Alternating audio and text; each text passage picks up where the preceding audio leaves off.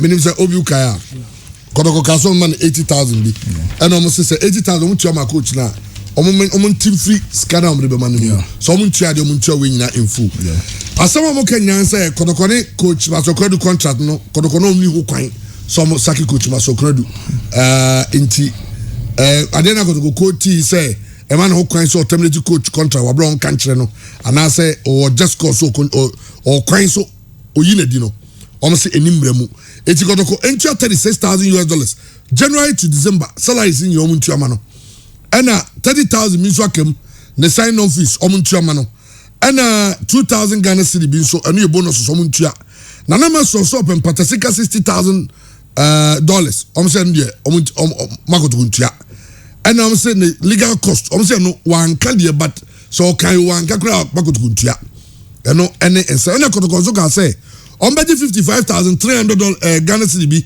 every max over kan na ye car nsensem no eno so say mama tuntua ka prekra ever ma Asante Kotoko eno ene nsem no na when nyina ba wie ya na Asante Kotoko this statement ba bontin and Kotoko statement say ena eridi I say the Players Sales Committee of the Ghana Football Association has today 20th of April 2021 ruled that Asante Kotoko pays former coach Masokradu $36,000 being residual salary for the remainder of his contract, 30,000 being outstanding signing on fee, as well as 2,000 being outstanding winning bonuses. The Players Sales Committee declined the coach's request for 60,000 as damages and legal costs. The club disagrees with the portion of the decision rewarding $36,000 to the former coach as residual salary. An appeal shall accordingly be lodged in this respect. The club shall exhaust all legal remedies available to it, including pursuing the matter at the Court of Arbitration for Sports. Thank you. David Obinyako, acting communications manager. And all the way by. Kotoko say, Omo statement no bibia. Omni nyoma makenya de ba ko omni omo nyadwen. If I was to sign on for omni wasem and say usika 2,000 now bonus and omni wasem. Nemum $36,000 na so mun chama Masokradu ndie. Omo say, omni Players Sales Committee ni nyadwen. Ombe ya appeal. Na omo be ko asem we say Court of Arbitration for Sports crown be kwa o me kwa asem no obi twice so one can come asem abedi na do the be say you be 14-page judgment until you be call page by page, word by word na you say you na o you be enye doors by straightforward over so can dey go kan dey maso go kan na obi ate no ho ase na kotko si okwa appeal kotko e feel say more of create loot and share and say the panel no it's nice say no. In fact, some members of the panel dissented and they're not too relevant, but dissent nature say binum any judgment we na nyadwe bi no abstain e bi so assent bi mo so approve of this judgment, but ni nyina mo no I guess at the end of the day there was majority decision na e dey aba enti you better call reaction no any bibia, but there's so much facts in this decision of the Player Status Committee. I was obia at the end of so free page 1 I'll bet at the end of page 14. Okay, so yeah, here from page 1. Coach Maxwell Konadu in this case is described as a petitioner, and Kotoko described him as a respondent. Enti Maxwell Konadu na dia asem ne koye, and Kotoko so edina asem ebaye. Enti Kotoko responde to the petition of Maxwell Konadu. That's why Maxwell described him as a petitioner and Kotoko as a respondent. Enti petitioner Maxwell Konadu in the case Ekoto Player Status Committee on the 14th of March this year 2021. Now 14th of March, you know, our opinion the court woman or the two opinion for him say Kotoko only Kotoko 2-year contract. Our contract in chassis on the 9th of December 2019 and a beba na 8th of December 2021. Inti Coach Maxwell Konadu ne contract and on Kotoko no na beba na bronya bosumia ebe you know bronya last month of the year and bronya ebe you know ne there tosun wotwe and the contract to Kotoko no na was say eba na na contract ni team no your nneoma bi a was a kotokoye was no so coach no nneoma bi a was ye their friend duties and rights any obligations any mfaso bi a was onya as far as our contract we no concerned na oko article 11 of contract na eno na bemu hu nneoma kotoko betumi agina so atwa contract nim and no max okuna betumi agina so atwa contract nim nti sa article 11 ni nyina no ye bekom na audit womanim sa Kumasi Asante Kotoko AC akan wo Ghana Premier League nim na ono no ye coach no Kotoko ball 4 matches e wo Ghana Premier League nim aya 1-1 against 11 Wonders, 1-1 against Brekum Chelsea, 1-0 losing omu to Legon City e kabako a ana Kotoko winning 1-0 against Legon City and no ball 1-1 against Nouadhibou of Mauritania and second leg no COVID-19 in 70 some match na maso and Olusu 1-0 to Accra Great Olympics. When the match is in total no about 5 Premier League games and about 1 game as far as CAF Champions League no are concerned. Now according to Maxwell Kunedu no on the 17th of December bro nya twamini de toso dunson and onya krata free Kumasi Asante Kotoko CEO ho na ni din no any judgment nim into obi anim say na ya omponsa say all terminating a contractor ekuo amienu ni nyina no Maxwell Kunedu ne Kumasi Asante Kotoko no omo na de enti omugina so terminating contract no enie inability to exhibit a high level of performance which will prepare the team to the height it deserves to be.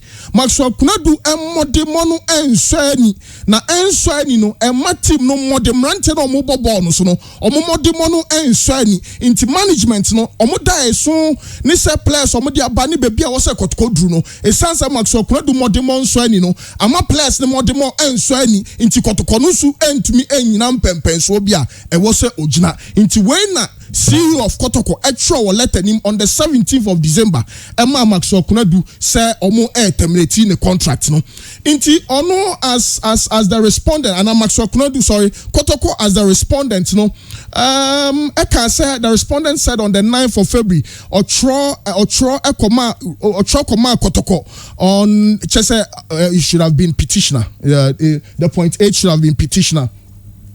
The petitioner said that on the 9th of February, he wrote to Kotoko pointing out that he perceived an illegality in their actions. Into December, let anybody a Pam Maxwell Kunedu no 9th of February, say Bosume Bakukra Krem and son or no Maxwell Kunedu extra kratama Kotoko say and your mom would no and shada in Chay into Monsan Rebium into 24 February. A yamun checky dates because 9 February and no trouble Kotoko say your man Amodia Brem is a terminate me contract no and your man shada and your man Chay and at 24th, young fan is 15 days later. And no sign any letter fufro ana yes Kotoko a tron fufro say omu chiechem dienti omu jina swa omu ede pamono no inti misika sam no bosome miensa omu di ni pay bema no.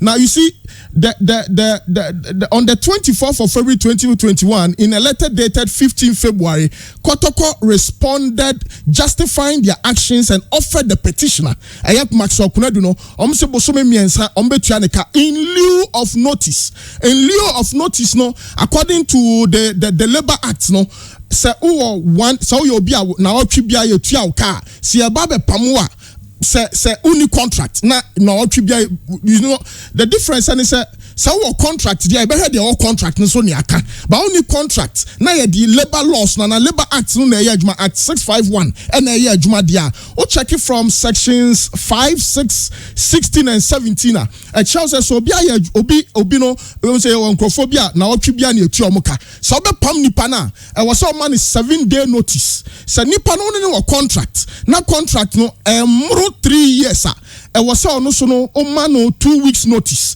na say contract so bro 3 years e was say nipa no o man bosome ba ko say o me pamo no bosomi say e na be take effect inti sa in lieu of notice no say hono Maxwell Kunedu enya sa in lieu of notice no e na ye de pam no ebiom o say ekuo no kan say ni sign on fee o mo de be ma no nchi ye ka bibia bomu a 80,500 and Kotoko say yapam Maxwell Kunedu no any sika ye de emano. Now on the 3rd of March ɛna Maxwell Kunadu no ɛsan trauma kotoko kaje say hey na mo kura no 80,500 na mo kan no mo tro be mo ka say mo de check account me hwe letter nim na check bia nhya akire nti ano kura no menti ase nti dia ye die e wo say me de player status committee nti 20 days later unse try on the 3rd of March say check no na nka letter no ebiom odi kotoko asem no player status committee nti train 20 days and sana all committee nanim na all committee nanim no odi their different brony friend no addendum no a big friend appendix, a big friend postscript, additional information and additional documents all the count na odia committee case inti nyoma opanyino e de account ho or the coin no na de na ohwehwe nie Maxwell Kunadu unse kotkose e be ma 80,500 Maxwell Kunadu so call player status committee no all the documents call ye no enyoma na ohwehwe nie $36,000 or ECD equivalent being the salaries from January to December 2021. A declaration that the winning bonus against Nwadibu in Penny Ford Bamano 30,000 Ghana cedis and also your sign on fee and common famano. No mun sent 2,000 Ghana cedis. Premier League matches menuno winning against Legon Cities and against Legon City so Legon Cities in Kwana I'm say win a buy enti ohia says kano I'm say last season so no baku became and also super compensation for unilateral breach ni say nana ampo san Kwana tina baby e ka say terminate contract no na nya mutual omumienu antena se enti nana ya atena se an no nko agina so a terminate contract so a unilateral breach into also $60,000 or more entia not just also encouraging into you see the concern here no the reasons why Kotoko sacked Maxwell Kunadu and the reasons in the letter was inability to exhibit a high level of performance into no jinaswa or they just patasika ya or they economy okay into Kotoko so respond here ama Kotoko enyoma mudiko ye almost say both parties were at liberty to sever the relationship by the terms of the contract for cause or without cause. The Kotoko can say obetumi apam Maxwell Kunadu just say anytime say asem no mujina so no eto asumu ento asumu obetumi apam Maxwell na Maxwell so betumi gya adwuma no at any material moment into the clause 11.2 and 11.2 no mujina so but in clauses 11.4 and 11.5, it says, and this is why so I want to acquire a problem now. If the club terminates this contract for any reason other than clause 11.4 and 11.5, the club shall pay 3 months gross salary to the coach in lieu of interest. Inti Kotoko betumi apam Maxwell Kunadu anytime. Nanso se and the omujina so upper Maxwell Kunadu no say any clause 11.4 and 11.5 ni mu dia e was say omutuampatasika bosome miensa ni pay omunkambom na omfama no nanso e was omuma no notice I was so catch no in this case a 2-year contract no they should give him 2 weeks notice according to the Labor Act of Ghana 2003 inti sana e call him inti Kotoko use cases bebre for example they relied on the dispute resolution chamber decision 103157778. I think okay. I have that. And a CAS case. We so no rely on a certain CAS case. A CAS 2016/A/482 is a case involving Neymar Honorato da Silva versus El Jash FC and FIFA, a 2014 case. A branch of Kobo and I'm saying the fact of the case no and Nisika Sem became but now was saying Kofonu Chanika or the assembly call FIFA and my twasu call CAS for judgment. Or if you are interested in the verdict, you can do further research and read what exactly these facts are as far as our case way are concerned. Inti no now Kotoko force say and Maxwell Kunadu and 55,300 they say Toyota Hilux I know 2019 model no now was administrative manager in a car until I was all new that akodi Maxwell Kunedu ono ya pam no na so mfa aka ne mai nti o twi ka ne ofie no ontia 55,300. Very interesting revelations as far as our case we concerned. Now yen ran sem na nkasamu because a case I'm sure say dachi bibia na ebesa to biom nti yen check clause 6 and Matisa Manfo Coach Maxwell Kunedu then na target in clause 6 of Maxwell Kunedu's we know the targets no me patcho yanko page 4 na yenya ntiase ni ye. Now these are the league targets for Maxwell Kunedu. These were the league targets for Kotoko's Maxwell Kunedu. The head coach undertakes to ensure the club finishes in one of the top 3 teams for the 2019-2020 season and the 2020-2021 Premier League season. The second league target and it's a Obeji League no sa 2 years near the man no. The first year I was so what top 3 nim. The second year and now emu baku bia I was oje into obetumi agi first year no obetumi agi league no na second year we about top 3 nim ni nyina we meeting the target. FA Cup I was so semi-final stage within 2 years or win the trophy within that same 2 years into a semi-finals and winning the tournament within a period of 2 years. CAF Champions League Maxwell Kunedu target ni se obedru the group stage ehon na yam yakakra se Kotoko boku kese we o ma Maxwell Kunedu target for CAF Champions League uso drew group stage awaya ade ehon no well let's move on. Confederations Cup so be qualify at least Confederations Cup no be drew semi-finals na no so no watumi akona. So these were the targets as far as Openya your friend Maxwell Kunedu concerned. Now be here no termination baby I was so mujina so dismissing no ana or terminating the contract no, and this is where we have to read now be able to here clause 11.1 subject to clause 11.2 and clause 11.3 here under. Either party to this agreement may terminate this agreement by giving not less than 3 months written notice to the other party. Subject to clause 11.2 and 11.3 no se Kotoko be pam Maxwell Kunedu ana Maxwell Kunedu be jai Kotoko adwuma na e wo se otrobre kuo no ana kuo no etrobre ono Maxwell Kunedu boso me miensa ansa na etumi apam obi. Clause 2 no say if the club terminates this agreement for any reason other than those stated in 1.4 and 1.5 as in clauses 11.1.4 and 1.5 below and before the expiry of the term hereby granted or any extension thereof, the club shall pay 3 months gross salary to the head coach in lieu of notice. In lieu of notice, no just say I was so bo coach na manye and a coach no so boku na manye say oh me jai and I ye pamme when in some kakra what contract him. If the head coach terminates this agreement before the expiry of the term hereby granted or any extension thereof, he shall pay the club 3 months gross salary in lieu of notice. It is your Maxwell Kunedu and Maxwell Kunedu ejaya. There are compensation clauses a wom. So was a Maxwell Kunedu ojaya jumana. I was so tia Kotoko. Bosome miensa ni pay no $3,000 no. O kabom impre miensa so no de bra Kotoko. Se Kotoko so pamana ni pay no. Yebe kabom miensa ni ediamano. Nanso I was say ye born in kaye say opanyi ye ba be pamo.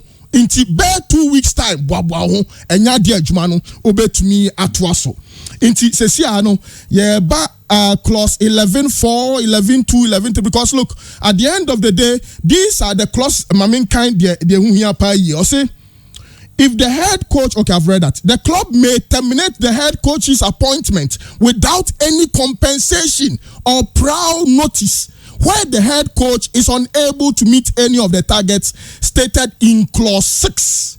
Inti sekotoko ebe pa Maxwell Kunedu no mo mane kaprea.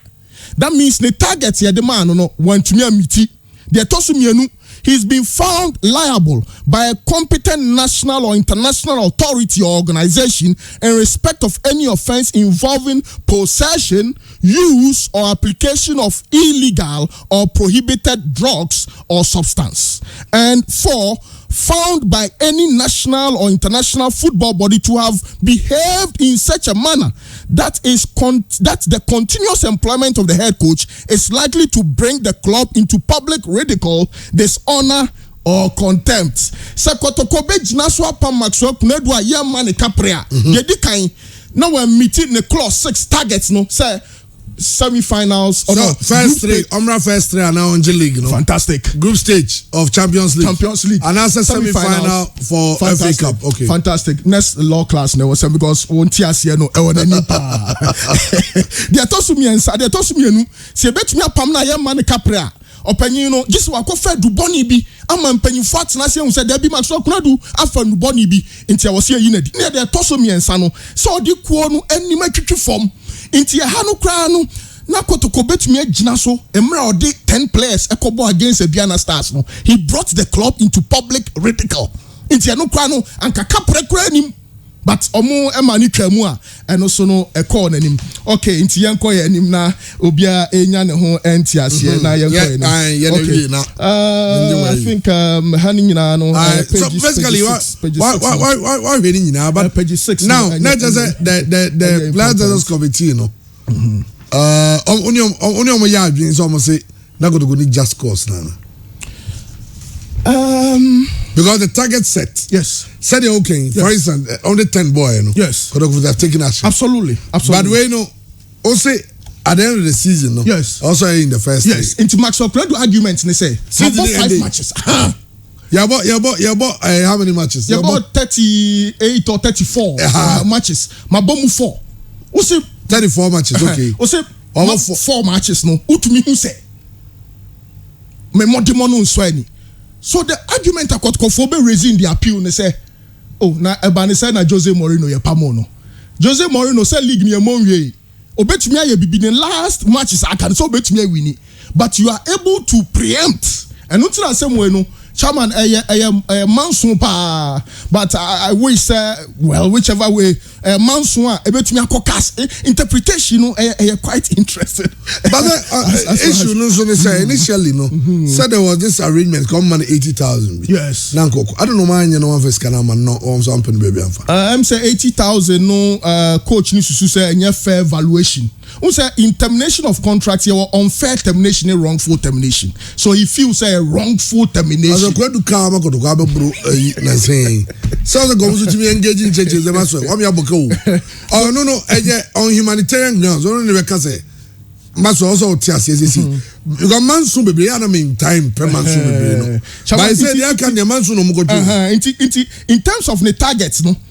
The committee in the kind here with regards to the above and the league being in such an nascent stage, that is early stage. Very early stage. It is almost impossible to draw a determination that the petitioner would not have achieved the set target if he was allowed to run the full course of the league. But you see, so can he say any pam coach biao? Because coach knows how can say about 34 matches. Wabo move 4. Wapam no. Now committee ni kasi na se matches aka won im no doso nti anka o man kwan mani twa league ni wie ya na obehu se wa achieve the target and wa achieve dia ho no em say e appealable. Now ebiom I think in the Confederations Cup or yes in the Champions League, was it the head coach indicated that after the club drew 1-1 away to Nouadhibou of Mauritania and qualified for the next stage by default, as Nouadhibou could not honor the return leg due to COVID-19 reasons, his appointment was surprisingly terminated after this. In the above case, the committee feels that the team was on track and was not. It was unnecessary terminating the head coach's contract at this stage. How do you determine that? Oh, but he will determine that based on say also of Uncle group stage. The first head group stage the 2 matches that they call. The first one no wakle akasa ke one onyamoy. Wo you know. Wa bra o say I saw almost say ni dwumadie no enso ani ntie ntumi mfa kotoko nu pempen so a e so mo. There may be a slow starter no opinion mu.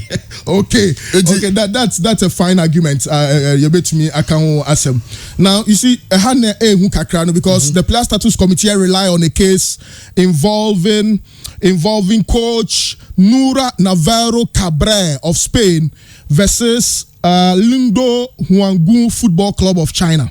Now, the buyer said Coach Wenu on the 29th of July 2019 terminating a contract for poor performance. But no ni compensation clauses on the contract. So they used the residual, residual value of the contractor.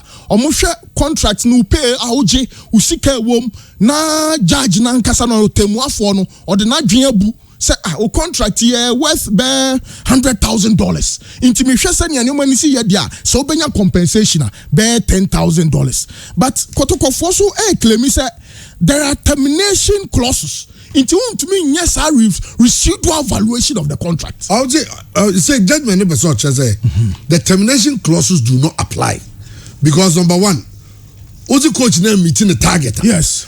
Also one money crime now one has over reach and now reach. But you see, Kotokodiano, the amount Kotokode or the compensation at home 80,500. So they had according to Kotokono, they had a case of just cause to sack him without compensation or prior notice. But I think respectfully, the compensation kakra ayatache Maxwell Kunadu Diano. But it is an interesting case, very interesting case. Was one very important point 38. Also, it's worth to point out that in Kotoko's written response to the petition dated 16th March 2021 and received by the PSC, that's the Player Status Committee, they argued that by the terms of their contract, both parties were at liberty to sever the relation for cause and without cause. How can you terminate someone's appointment without cause? There should be cause, you know. We wish to point out that in both the GFA and FIFA regulations, there are 3 approved ways of terminating a contract without consequences. So, be contract more. The expiration of the contract, and if there is no further extension, say contract number termination by mutual consent and termination by just cause, and that just cause is amplified in Article 14 of the FA's regulations, which of course you can run, of course unilateral termination. But I was say Article 14 of the FA's regulation, and unilateral termination can in Article 14 of its own regulation. It states the principles that contract may be terminated by either parties without consequences where just cause can be established for doing so. So there should always be a cause. And Kotoko's cause as against Maxwell Kunadu said, "Nani more demon swine, and should that need clause 6 nim." That's why I think yes, you can appeal, but I assemble about every account we grappling how coaches are sacked, especially locally. Absolutely. And a special case to Kotoko. Yeah. Say why other Neomon try the maybe a foreign approach, sit the coach down. Only share. Listen, Udino. You say MY. You say no papa. Now this is we say the person no na yija kwan kama said the baby go that me betimi aba habim said the enko hardwin na my na bibia to because 80,000 no me some dey man no kebi aka check ni di kan koya. I'm not sure they be Maxwell crab koyi baba so ebi onu feel sense o man respect no o kan sense e be car and afa car bra na wa bra wo de me car na car be ni wa so wo car ndi oji na music and over me be chairman and no 30,000 bi ho mun tuanka. Yes, and o check in the decision 6. Also, the committee also declines the demand of the respondent for the payment of 55,300 to them by the petitioner. The respondent relied on clause 1155 of the contract. However, this clause is an instruction enjoining both parties to act simultaneously in the event of a termination. Since it was the respondent that terminated the contract, they could have worked out and added what was due the petitioner in their termination letter and taken back what belonged to them. Exactly. The said clause in the contract is simply a give and take approach. But you see the point, and it's a you're terminating your contract. You have to return the property in good use. What the car neighbor? Na ye free car ni ehun se car ni jina na so a ehon ni etua uka ene me no nya adwen metadwom ha yes na Dr. Kokutenyi ni ebi abron je decide say kagam ye you adi na even say company car me ho na oma tro me krata say termination of appointment. Yes. Se company ni tumi sika bi wo mo ho a. The company is supposed to attach my check. No matter at trust say return all company properties in good use. Yes. And not in good condition. Yes. Put the good car in good use ne ba. Dabi. Dabi. Una me na me. Sa me na me si mi jaya. Me na me si mi jaya. Ena me de car no ka ho ba. In good say car no condition here. Eti me jaya djuma no me sra mo. Mo sika o mi honie. Mo ka o mi honie. Mo nye. Na me ko. What you say? Me de bi bia bra mo. Simple. But in this case, no. So me don't be wo mo a. Me dey mo dey mo ma. Also me dey ma because absolutely. Me na me initiate you. The initiator is important. Absolutely. Me na me initiate say me nya adwuma ni bi. Yes. Now me te ho. Me nka say me nya adwuma me say me ye. Na say o se untimi ni me nya adwuma bi. Na company ni de me ka. Even say me 20,000 30,000 bi wo mu. Yeah. Na what problem so untimi ni me nya adwuma bi. Na ka tell me say Mefa company ayi bi amra nsa na me sanka bi kara mefa ma. Mefa ma. Umfama. One first kara ma me mefa ma. The big sanete. Me ti fie na so ayi medi. So you ready so be medi dia. Ma dia o horfo me. Okay, me discard him out. Now the car ba na in good use, what will happen? And me report. Me take action. Yeah. I feel now go take action. I was so the car ba. Now in good use. You do see come out. Obi. Sanete the car ba no be catch them say car in good use nyako ye. Yeah and the price ni 5,000 what you to go. What if I shame one ka tell you? That be nyan say me di me shame say at etie. The practicality of the Lord is sanity. Who initiates it? Who initiates the discontinuance of the relationship? Una. Also, we what you say. Okay, what do you mean? Your kind of be. Yeah, the koi. So I just Ono what do you mean? Inti am so. Enya me se me timi nya adwuma biom timo ayi ni mu ne. But say me ka se me timi nya adwuma biom no. Ena me te wa on be trouble so me form ka mrom. Ana me form sika mrom. What's important because me no me initiate ade no. But say me hwe na so obi bi wo me ho. Na me so bi wo ho a. Say me na me initiate ade me ba so de wo de ni me so me de no way. Na meje. Ti e ho me feel say sometimes some of these things no. I didn't go see a twitch no tintan. Oh, a same relationship. I feel say a whole say management they've done so well. Yeah. But I think the only part omo money conquer ye omo party ways with players any way because they could have dealt with it diplomatically. Absolutely. Say be maso yen transi. O maso also you could go no, I grown grandmas like I said, Master, I can't go for Abre. You say, but they say, I didn't say, if I say no, maybe you were the enemy, Oka, Yado, Canada. Yeah, that's like 30,000 Ghana cedi and a 2,000 Bisuachi. It will be a compensation, it can only be a 20,000. So the Jewy, now the 5 people in the shoe, and I 5 Bibiana, a Chinabino. Because what about the Conasa class Abapping? Yeah, Nandi Basakoye as a Chuman car no for Bram near who's a condition of Mazan Dama. I say, what will be with I feel so honor. I go for some winning now. Interesting judgment, but the M-Pesa committee now drink that there are termination clauses within the contract, and we cannot run or make a decision on the residual value of the contract. There are proper termination clauses and values also. It was a 3 months notice. 3 months gross salary. Now they should avert their minds to sikana what contracts now omun use the whole value of the contract, and they made a point about opinion. And I think there was a Kotoko management. Omo drafted new contract bia ama coach bia na. It was so much because sa opinion a bit ambiguous. The problem kakraba because I think I'll have to find out where the exact opinion issues are. But I think Kotoko have the right to an appeal, which of course the world but interesting verdict. And to me about cars. Say or like this, cars come back. You see the problem. That's a lot of money. Yes, but I'm saying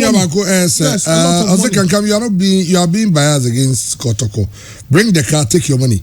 Well, fine, that's your opinion. But the American initiating Adiano. So over from both sides, I will be our point. From the angle of Kotoko, from the angle of Masoko was Massa. A canogram or Gamunti.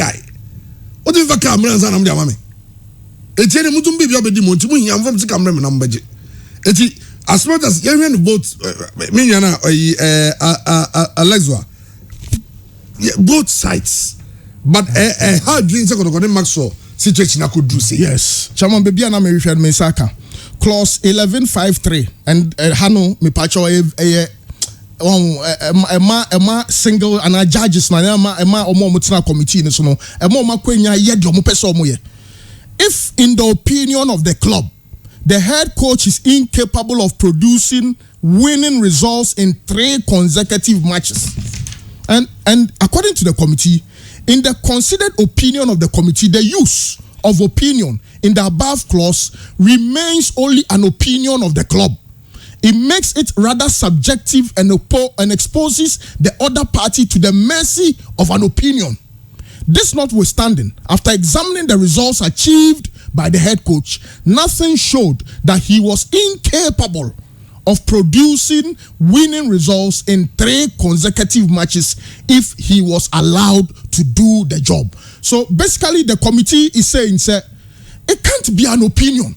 Sir, obiti o say o, madwen ye me say Maxwell kuna do ball no obono. Enya de obetumi. Which Edaje League no. Hono. I was say Mariano Barreto contract because if you say mama contract say by the time a year to be ending also first 3 oka ho yes and that time on Pama so now the 4th or the 5th 4th bibia our document yes or the 4th 4th also by the time a year to be ending also in the first 3 so you're 1 spot away from achieving the target. Yes, and moreover, no Maxwell argument on say over 2-year contract. The first year no, and a coronavirus truncated league no. Inti enka committee ni shigui. Inti na aka 1 year. 1 year no so the 4th.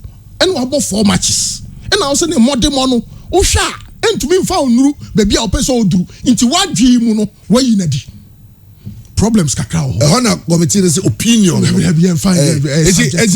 Next time going forward. Yes. Contract.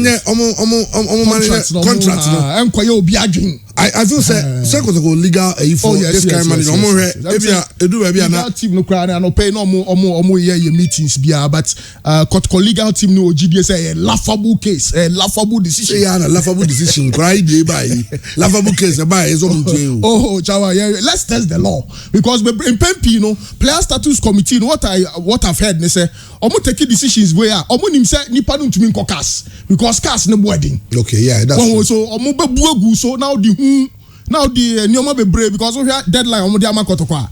The deadline says Kotoko should make payments within 30 days from the date that he finishes the club with his bank details. It is said Maxwell do the bank details come Kotoko 30 days to pay this huge sums of money. So let's test the law. Yeah, there cast for so interpretation.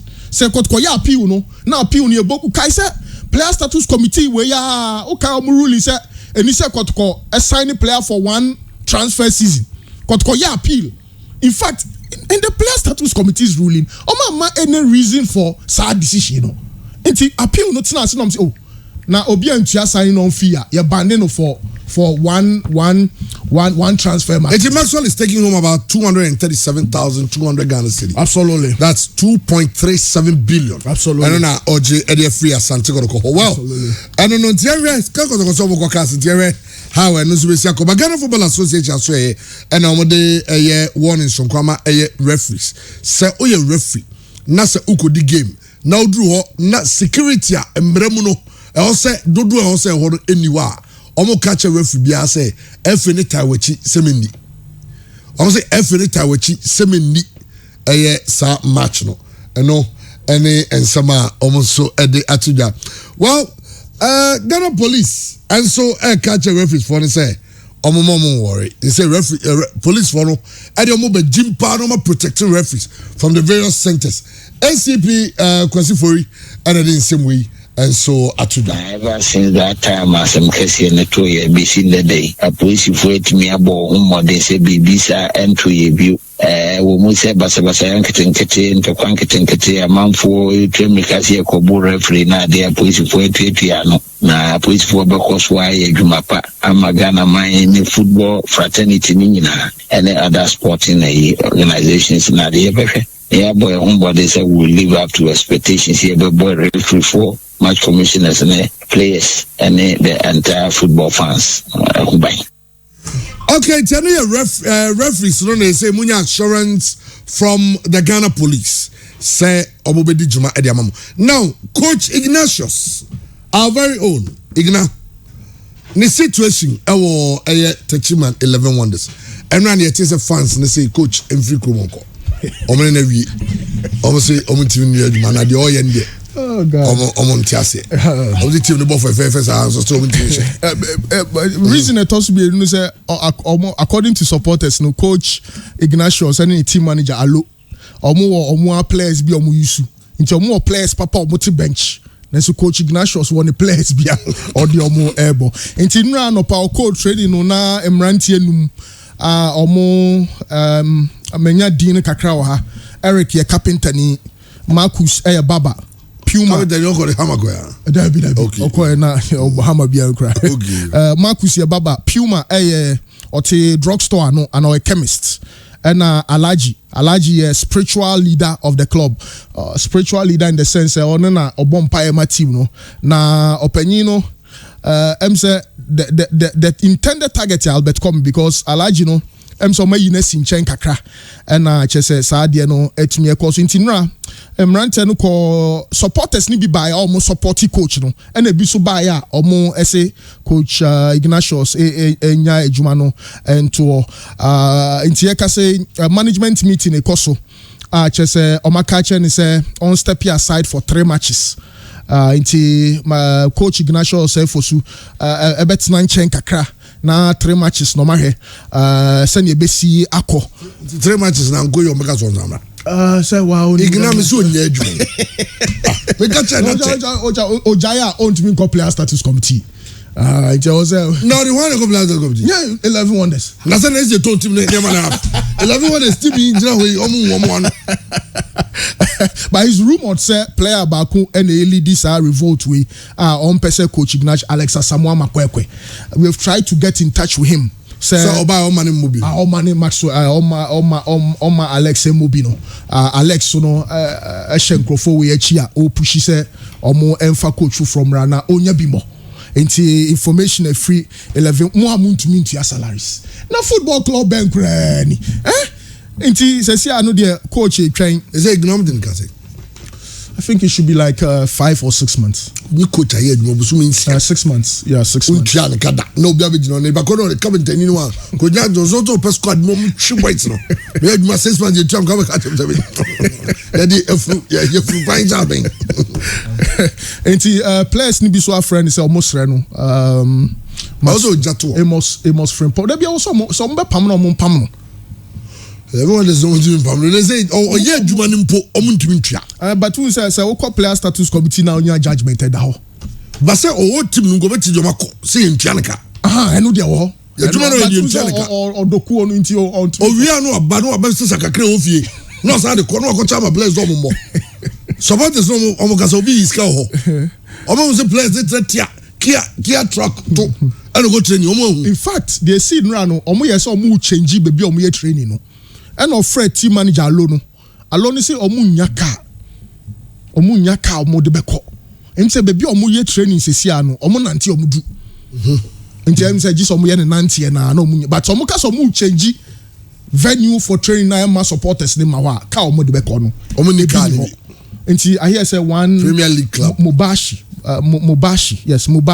on a supporters former supporters chairman ono na chese o share chira omo eye yesani o ma we nyina nti obetina nchen kakra na ja after 3 matches no na esa o kia bongo 3 bongo 3 and na edifa players no na players buka na to no bongo 3 and na ka ni ho petro 70 nti na wo say and na ka na petro no muni scout beto petro gu bongo nim e dey akọ training bongo no go e chese dey apaki nu egu ai petro ni ho ikon better ben train oh chama mani on twa contract or player status or the omukọ ni ka so bu 10,000 oh say judgment no say judgment won go there at any point in time on bet me atete omo points cra and I can be better if you on bet me year man nti why a lot of consultation across my try say we benya no but say management meeting no ekoso a me sure say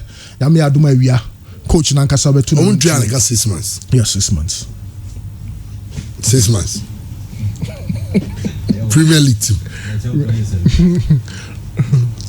yeah champions in Jaga 7 months Elimina Sharks 7 months no dey make call me dey man no na you no didi kwa ya dey by grandma na sala oh dey mad problem o chawa okay well Andy for the brain we are ne yejanum abuti for so atwetwe nkomo djumade bi ebeba so na yenhwe say Ghana so say dem nyina munim no Paralympics no Ghana eboabo ho pa say maintain qualify say Ghana National Paralympic Committee headed by Uras Samson Dean omo ene Tokyo and I say Japan crew as sign contract I say you call camping and we be enter the honsam about Paralympic Games be because so and on so be hu ko bandi for the bra na you hu omo so yasem no ewi ana ewura ensem